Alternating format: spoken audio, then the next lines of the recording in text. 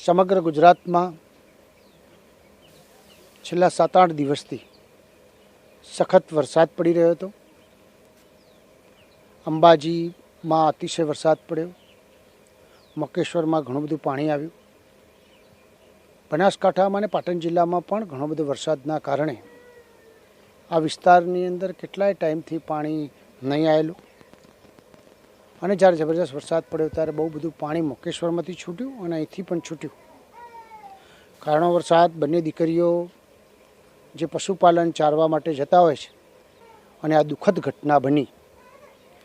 અમારી બંને દીકરીઓ, એક સજ્જનબા અને એક કાજલબા, બંને દીકરીઓનું દુઃખદ અવસાન થયું છે।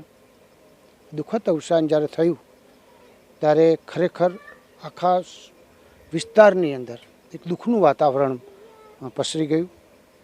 અમારા બધા આગેવાનશ્રીઓએ, ગામના આગેવાનશ્રીઓએ બહુ પ્રયત્ન કર્યો। તમને લાગે એકાદ દીકરીને તો સારી સારવારને બધું આપી શકાયું છે।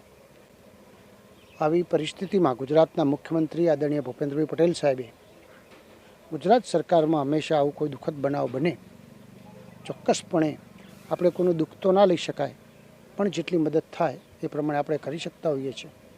અને કાલે પણ રજૂઆત થઈ હતી અને આજે બધા અધિકારીશ્રીઓ, પ્રાંત અધિકારીશ્રી, તાલુકા અને જિલ્લા વિકાસ અધિકારી, બધા અધિકારીઓએ ઝડપથી કામ કરીને આ દુઃખ ઘટનામાં જે સહયોગી થવા એ પ્રમાણે સહયોગી થયા છે।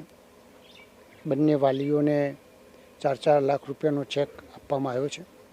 આપ સૌ વતી માતાજીને પ્રાર્થના કરું કે બંને દીકરીઓના આત્માને શાંતિ પ્રાપ્ત થાય અને જે એમના કુટુંબીજનો ઉપર જે આફત આવી છે એ આફતમાં આપણે બધા સહયોગ આપીને એમના દુઃખમાં ભાગીદાર થઈએ। ભગવાન એમને પણ શક્તિ આપે એવી આ પ્રસંગે પ્રાર્થના કરું છું।